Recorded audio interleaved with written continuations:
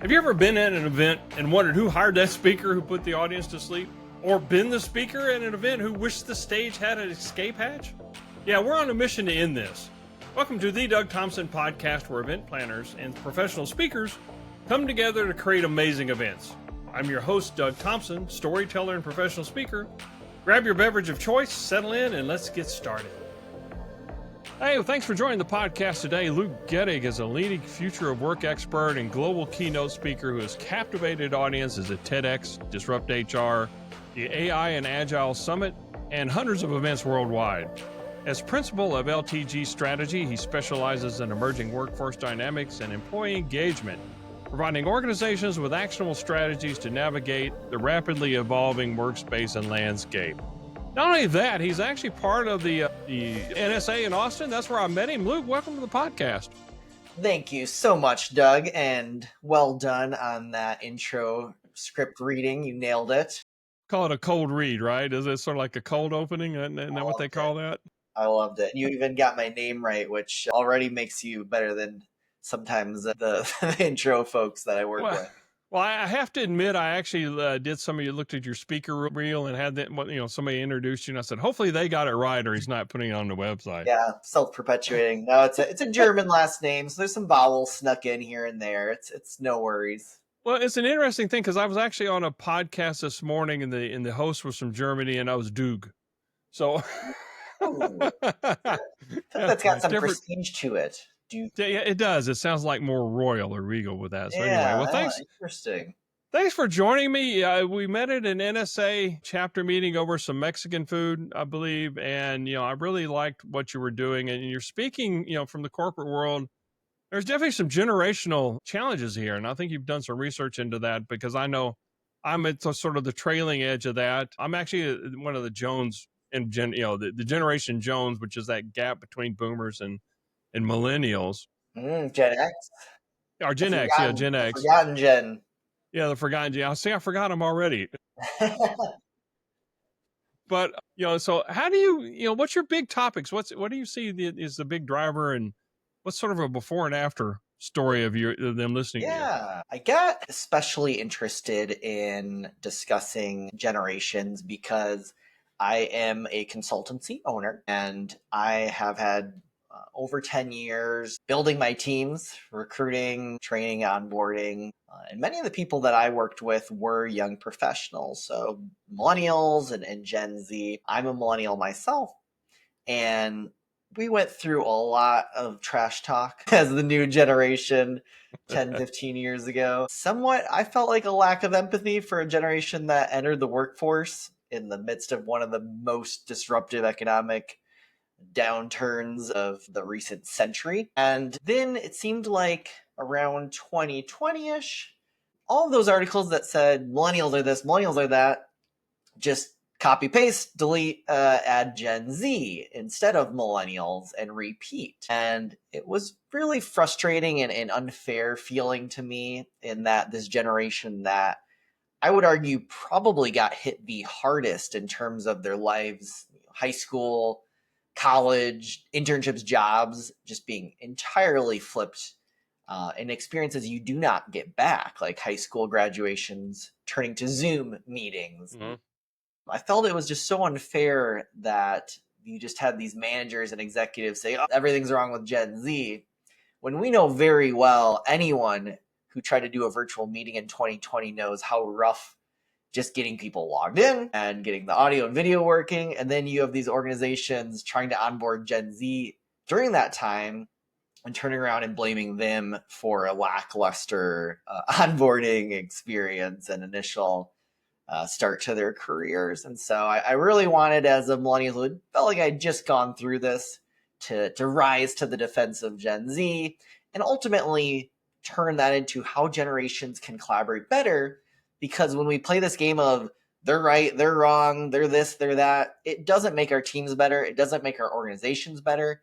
And most importantly, it does not help us build that future generation of leaders. Yeah, it puts up these walls in between us that don't necessarily need to exist. I was talking to somebody in a podcast earlier, and she helped me sort of rephrase it as it's not necessarily a generation. When you think about your audience, it's attributes or experiences that they have. And if you think about it that way, then it's just simply people that had a different experience growing up than what you did. And I know I learned a lot from the younger generations. I've mentored a lot, and I always looked at it as a two-way street. And I always took away, hopefully more than what they actually took from me. Yes, I'll jump right on that with you, Doug, in that I advocate for the idea of co-mentoring, because that's exactly what you shared. Because you hear the phrase mentoring, you hear the phrase reverse mentoring. To me, it's like let's just talk, two professionals who can both bring value to one another. This idea of co-mentoring, which is exactly what you keyed it on. And I'll quickly note, hopefully quickly, I also agree with you that a lot of the motivating elements are the same. What's fascinating is we have a pretty significant change in delivery methods and consumption methods, in that Gen Z is really the first pure digital native generation who has always had access to internet and all the technologies and information spread affiliated with that. And millennials are sort of halfway pseudo digital natives themselves. But if you pair those two generations, that's already making up nearly 2/3 of the workforce today. So yes, the motivating factors are oftentimes very similar, but the style can now be quite different for people who grew up way pre fax machines, all the way to people who have been using TikTok for 5-10 years. Yeah, that's pre-fax machines. I like that as a reference point. Yeah, I go back. Wait, yeah, I go back. I am part of that group that's pre-fax machines. How does that translate into you as a speaker? How do you then sort of take that into consideration? Has it changed your style or thing? You may have always done this, being sort of when you grew up. yeah.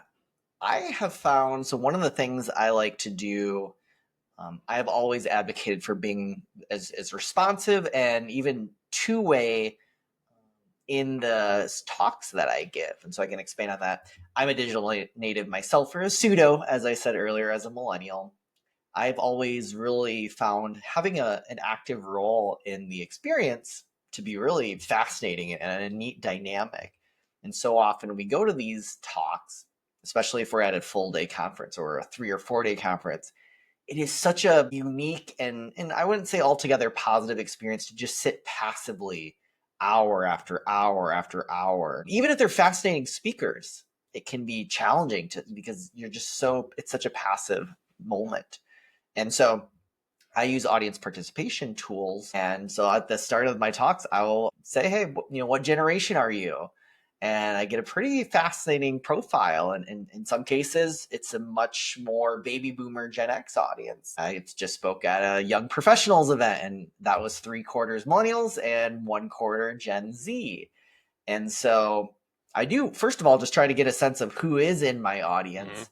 And I also ask a follow-up question, which is where are you at in your career in terms of, are you more of a manager? Are you an individual contributor? Are you an org leader? And both of those give me a ton of information to allow me to better tailor my remarks, because of course, an executive can influence the organization in very different ways than an individual contributor can.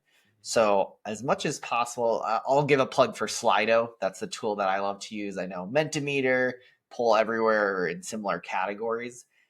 I like to start there by just saying, in the moment, real time, whoever just showed up to my event, hey, let's learn a little bit more about each other. I actually saw that, a little bit of that in your speaker reel where you were doing that. Sorry, pick the talk today. It's around. Exactly. Here's the menu. Here's what we're serving, which I kind of like, because I always like to find, again, do a little reason. I may have to incorporate that or a little bit, because I always like to find out a little bit about the audience, who it's going to be, because that way you can tailor your talk or style and message to that audience, and you can use words. I find that using words and scenarios that they're familiar with is very helpful to make that emotional connection to the audience. Exactly. Yeah. So as an example, just recently I was speaking in Nashville, and my current talk is called The Great Knowledge Acceleration, Bridging Generations in the AI Era. So there is a ton of ways we can go with that information, from traditional human to human mentorship, artificial intelligence, just learning about the generations holistically. And so I've tried to become very strategic about parsing out the different elements of my talk and the directions we could go. And not only do I do some of those original polls I just referenced, I will actually create Netflix style menus with 3 or 4 options and ask my audience, what are your top priorities? And just like I said, just a week or two ago, knowledge transfer. That was one of the 4 options. I really intend this talk to be heavy on knowledge transfer, but the audience voted it as the number 2 option of their priorities. And so we spent a ton more time on knowledge transfer strategies than I would have otherwise allocated for. And to me, that's what it's all about. We have such a limited time together as a speaker and as an audience, and it's extremely likely that we will never all be gathered in the same place at the same time ever again. And so to waste 20-ish minutes on a section that they're not as interested in, to me, is just a tragedy a little bit. And if I can use technology to help facilitate that prioritization, much better. Yeah, I like that. How do you do research, for example, like breaking down knowledge transfer of delivery, because you're basically working off the same core message, except you want a different result, right? In this case, you want to transfer knowledge rather than simply use it as a gateway to a different topic. How do you do that sort of research and think about that as a speaker? Yes. Obviously, I think a strong starting point in any situation is to know the classic industry studies, the ones put out by your Deloittes and your Gallups. I'm not saying necessarily lead with that, but know some of the high level core stats and insights that emerge from those talks. And then just like this, Doug, I had a wealth of information. I ran, and we're on a bit of a hiatus between our next season, but last year I did 30-ish episodes, Gen Z at Work podcast. And it was a mix of Gen Z employees, but also managers and leaders interacting with Gen Z regularly.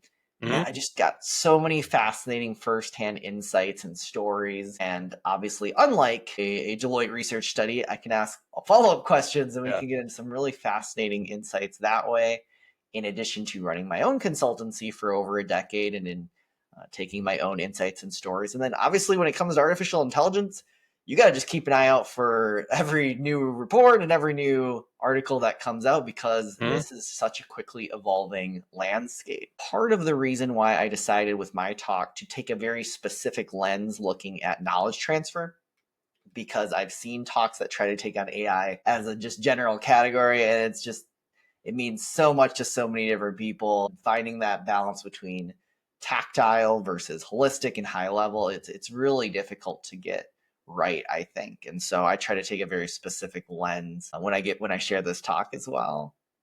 I like that. And you mentioned hey, with AI, you got the groups that you're scared of it, and Arnold Schwarzenegger going to show up naked in the middle of the presentation, or it's they really embrace it, and it's sort of an interesting point, because I adopted it early. When I was back at Microsoft, they had a role called AI ambassador. This was well before ChatGPT or anything came up, and the reality is more machine learning than anything else. But it was a lot of it was going out and having these conversations.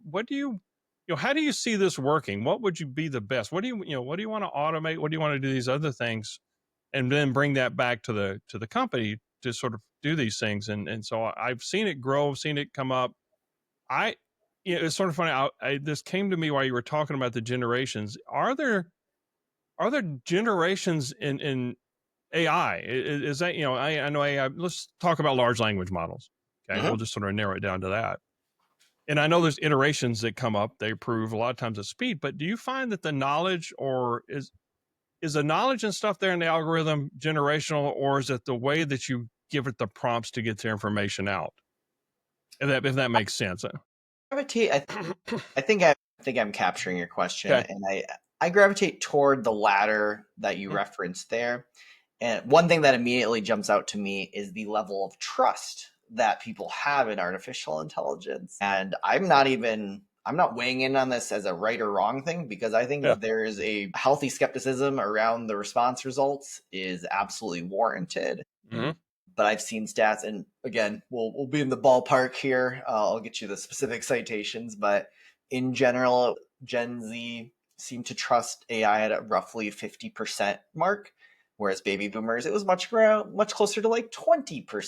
Mm-hmm. So that again, that digital nativity and that scrutiny of whether or not these are purely true results, I think that is something that everyone's still coming to grasp, to gather. And I think also organizations play an important role in helping educate and helping define the best practices. And that's one thing I talk about as well. You had asked, I feel like I'm a little bit of a broken record here, but I also ask my audience because again, AI is a great topic that you have no idea what kind of adoption rates you have from your audience.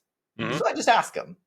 And I've got an option that's basically nothing, or our org has totally embodied it, and then everything in between. The most common answer I get right now at this moment in 2025 is that people are using it individually, tools like your chat GPTs, Mm-hmm. your publicly available ones, but their orgs haven't necessarily strategically rolled out a robust plan yet. The last talk I gave, I think that was about in the 50 to 60% of people were in that bucket. So yes, those are some really fascinating insights as to where people are at. And I also am excited that some of the lowest hanging fruit, in my opinion, when it comes to knowledge transfer are things like just simply, instead of only offering an exit interview when someone's either retiring or getting promoted or leaving your org, making sure you're doing a knowledge transfer interview and capturing that in video or audio form, converting it into a transcript using AI to help prioritize and create it into a very navigable resource, and ultimately injecting that into your corporate knowledge base. Because I do believe there's, and leading orgs are already doing this, like our best mentors at a new company, especially when we start a new role, we might never actually meet them face to face.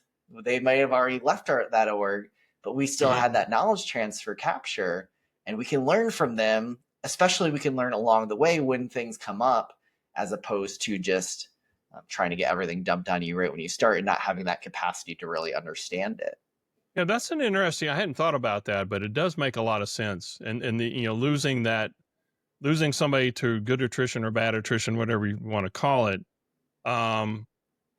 that's a big loss that people don't consider.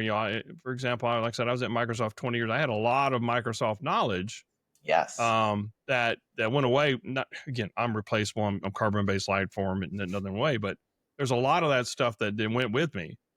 That and I got called by a few of my friends and stuff. Hey, what after that happened, get your consulting rates out, right? Yeah, I needed to get that up, but I was going, okay, fine. Here's how to do that. But I like that aspect of it. And I think, again, keeping that inside, it's almost like, you're bio freezing, whatever you're I got a similar quote like that from one of my audience surveys. Something like he was saying, like, I feel like, I'm doing that cryogenic freezing of my knowledge. Yeah.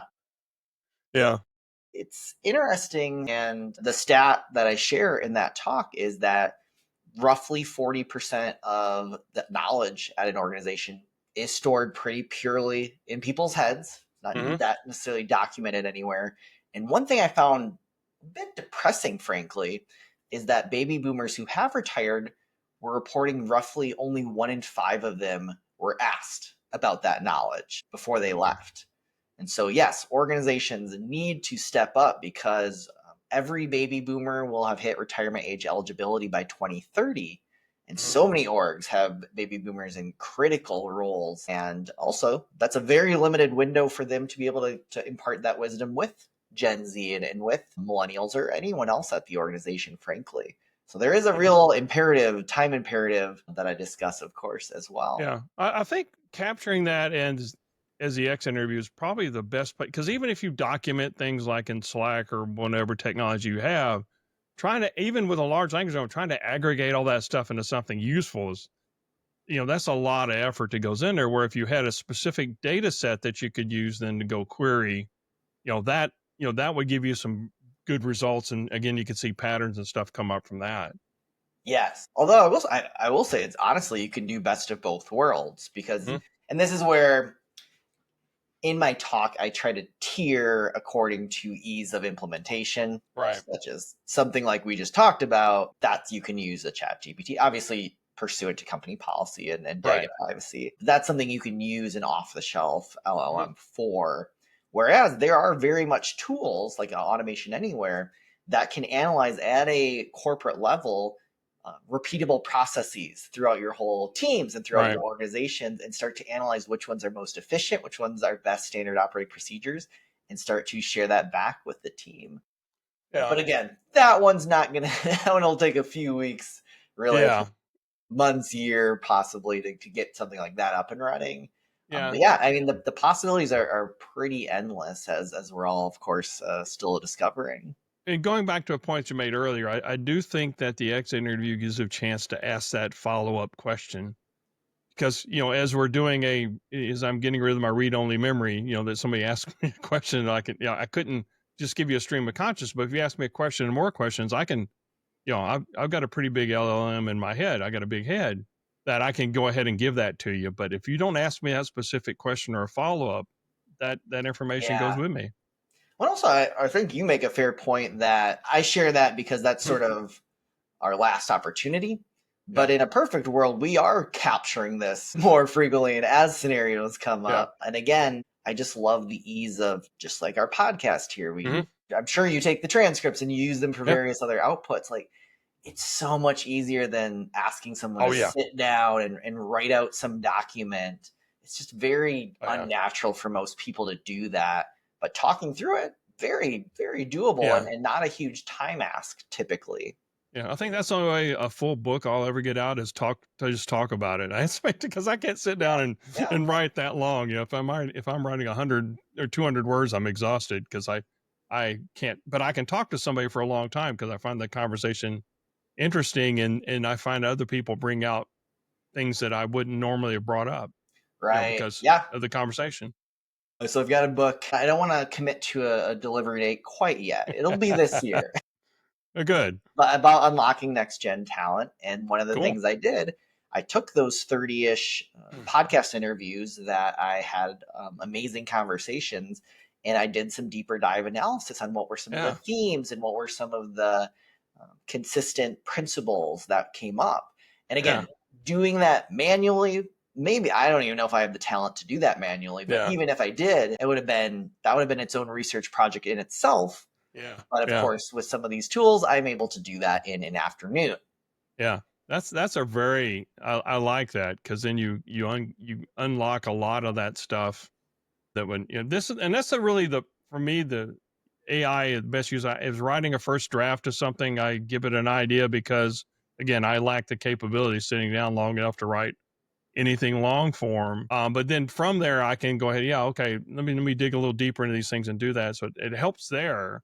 But again, taking this big, I asked Chat GPT what with the new model, what do you know about me based off all our conversations? Hmm, And it came back with some interesting insights that it had, that because is the memory had fascinating. been updated to do that. And I said, oh, okay, because I'd forgotten about some of the things. That's the thing that happens is you tend to offload stuff that you don't access very Yes. often Yes. and it gets replaced by a TikTok video or something that comes in. Which I have a healthy, speaking about obviously about Gen Z, I have a healthy dose of TikTok videos, Yeah, even potentially a TikTok dance in one of my talks. I So, saw that. yeah, You but ended up exhausted on the floor, if I'm not mistaken, at the end of that. it's possible. It's possible. I tend to try to make it feel a little non-corporate because again, I think generational concepts can be extremely exciting, and I think oftentimes they're presented in a very dry, very qualitative kind of, or actually quantitative kind of way Yeah, that loses the spirit of a lot of this. So bringing in some dancing and some music and pop culture references, that's what I absolutely aim to do.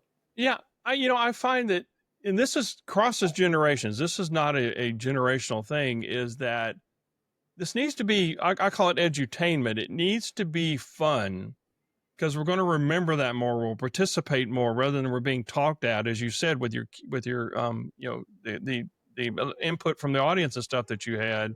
you're bringing them in. They're creating this together, much like this podcast. And I tell this to all my guests. I said, this is something we've created together. This is not me doing this. And so it's really great. I really like that. Yes, it's fun and it's memorable. To your point, I get offered. And by the way, I know speakers are listening to this, so I'm of course happy to talk more about this and my strategies. We of course should mention Talkadot as another tool that does something similar. I like Slido because it offers a variety of polls and word clouds and things that I can use throughout the talk, but Talkadot does an amazing job on the surveys part of it. But yeah, I've had so many comments, people say, I've never used that. I've never seen a talk done like that. And obviously just the core value of being able to make sure that I at least feel better leaving the stage, knowing that we talked about the stuff that that audience identified as their top priorities. Yeah. But yeah, edutainment, absolutely. And again, especially as digital natives increasingly make up a larger percentage of our audiences, that is the style that they have grown up with. You consume media, you're able to like it, you're able to share it, you're able to comment on it. And then all of a sudden, I'll get on my soapbox a pinch here. I'll try to keep this brief. I talk about in my TEDx talk last fall, I talked about the concept of influencer leadership. And to me, this is kind of trying to embrace the spirit of that style, what influencers do on social media, which I know so often they get a really bad rap, but they are also, especially micro influencers, so not the huge Kim Kardashian followings, but the people with thousands, tens of thousands, hundreds of thousands of followers. They're actually the number one most influential marketing technique for people to try, especially digital natives, a new product or service.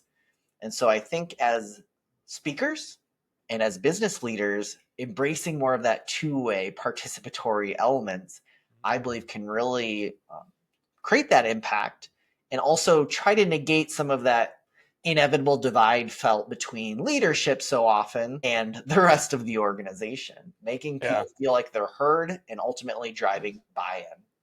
Yeah, I think a lot of your definition of leaders there, I think some of those are actually management layers as opposed to a true leader, because a leader transcends all those different things. Great take. It's a title thing than more than anything else. Because I've experienced that a lot in my corporate, corporate career. I get a lot of those people that they're not leaders by any, they're a manager, or they have a title. Yes. But they are not leaders, where I've had individual contributors and stuff, lead these teams or provide that leadership capability. Much more simply and get to pull the team together. I like that. So as a final thing with your Dial A talk, we'll call it that. Have you had any improv training or anything? Because I can see where that would be very valuable in being able to sort of craft that in a very smooth manner. I have done improv classes.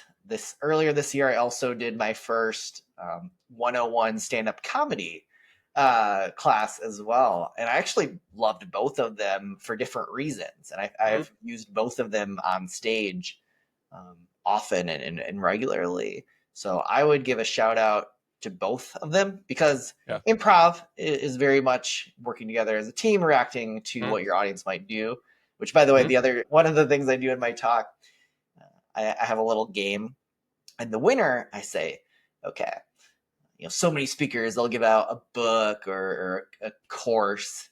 I'm going to give you the greatest prize of all, which is you are going to choose the TikTok video that the whole rest of the audience here has to watch. And I've got a few different options like cat, dog, turtle, cat, or baby, and they choose. And so, things like that, where they're able to really like play an active role, of course. And remind me, what was the prompt? I just lost my train of thought because I got so excited about the TikTok video. I got wrapped up in trying to visualize you doing that, so I sort of lost my place there too. Improv. So improv. Someone chose, I think, the cat video, which is hilarious.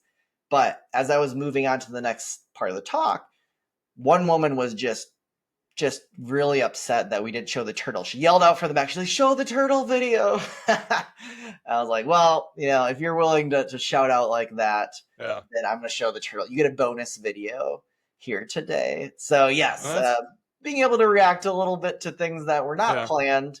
But also the stand-up element is very much practicing delivery, which also, of course, is hugely important to sharing a talk. I haven't done that. I didn't know there was a stand-up 101. I may have to look into that. So I'll talk to you Yeah, after about that. obviously, we're both based here in Austin. They're around the most. I find that most stand-up or most comedy places where they show regular events, they tend to have classes as well. Okay. And so I went through one of the ones locally here in Austin. It was about 6 weeks, and in each week we were doing another 5-minute set.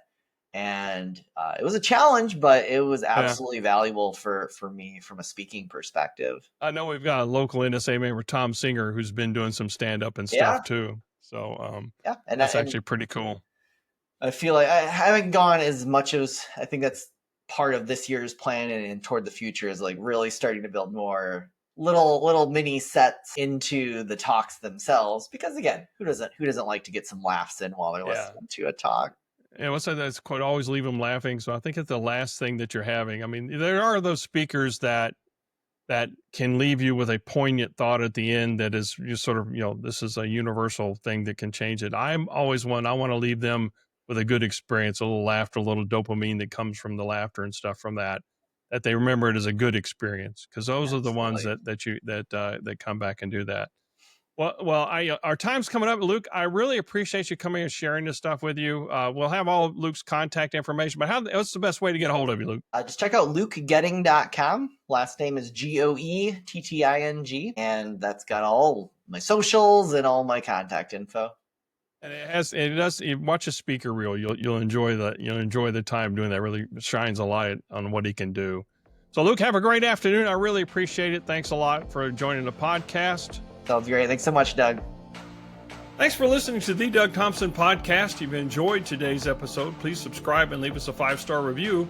And share the podcast with your friends and colleagues. This really helps spread the message. Visit thedougthompson.com to join our growing community. Until next time, keep connecting, keep speaking, and keep making a difference.